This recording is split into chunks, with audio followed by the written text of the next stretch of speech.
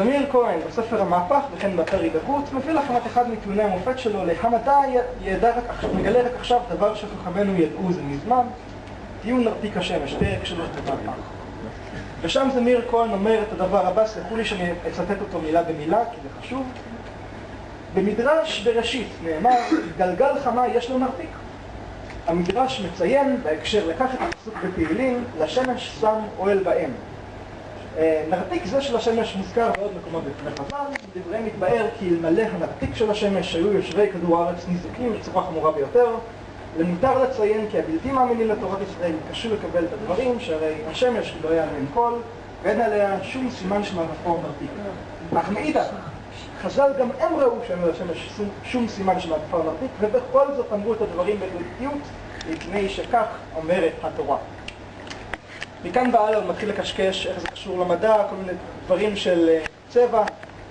לא נכנס לזה, או נכנס גם להפרחה של זה מהצד המדעי, שמישהו מכם שמעוניין אני מוזמן, אני אשמח לשלוח לו את ההפרחה המלאה על הפרק.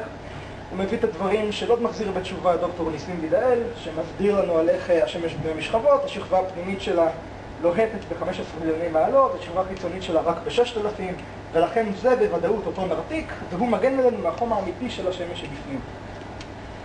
לא ניגע בצד המדעי, למרות שדי מוזר איך השמש יכולה להתערטל מחלק בלתי נפרד ממנה עצמה. מה שאני רוצה כן להפנות את תשומת לבכם אליו, הוא המקורות והערות של זמיר כהן, כי לא משנה מה המדען התורן יגיד, אם זה לא מגובה במקורות התורניים, לכל הטיעון הזה לא מחזיק מים. אז יש לנו בדיוק את המקורות הבאים שהם המקורות תורניים ולא קשקשת מדעית. במדרש בראשית נאמר, גלגל 5 עוד מחתיק, זה נאמר במדרש רבה בראשית ועבד. המדרש מציין שזה כמו את הפסוק, לשמש שם אוהל באם, בתהילים י"ט ה', ומדברי חז"ל מתאר כי אלמלא הנרתיק של השמש, היו יושבי כדור הארץ נזקים בצורה חמורה ביותר, והוא מביא את המשך הפסוק פה. אבל, 3 נקודות, אבל לעתיד לבוא, הקדוש ברוך הוא מערטלו מנרתיקו ומלאט בו את הרשעים, שנאמר, הנה ביום בוער כתנור, ועליית אותם היום הבא. אני ספק אם איזשהו מדען שפוי יגיד שגם אם השמש תרתח ל-15 מיליון מעלות, רק הרשעים יצלו והטובים יתמזגו להם במפגן קריר ונאות. אבל שוב, לא זה הנושא. מה שכן חשוב זה מה המקורות של זמיר כהן.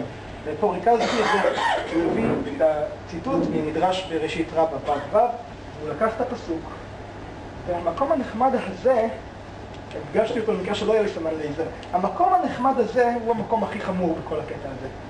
כי יש לכם התחלה של פסוק, 3 נקודות, וסוף של פסוק.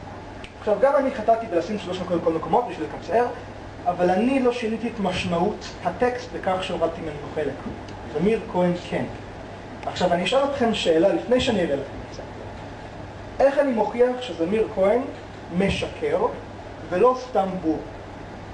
האם ניתן לקרוא פסוק מלא? האם ניתן להציג פסוק שאמצעו מצונזר מבלי לקרוא את הפסוק המלא קודם, כן או לא? משמע, אם אתה עושה את זה, אתה עושה את זה ביודעין, וזה qualified as שקר. גלגל חמה יש לו נרתיק, שנאמר לשמש שם אוהל באם, ובריכה של מים לפניו. בשעה שהוא יוצא, הקדוש ברוך הוא מתיש את כוחו במים, שלא יצא וישרוף את כל העולם. כן.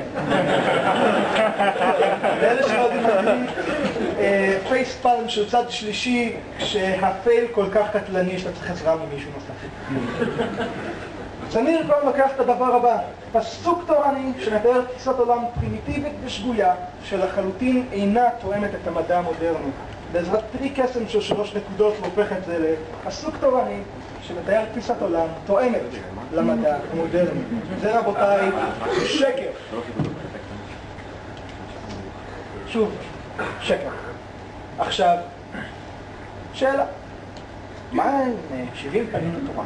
אולי אני טועה, אולי הדברים שהבאתי קודם שמתארים בדיוק את זה. הם דברים נסתרים וערטילאים כלשהם, ואני שם לוקח את זה כפשוטו, וזה בכלל לא העניין, ואני טועה לגמרי.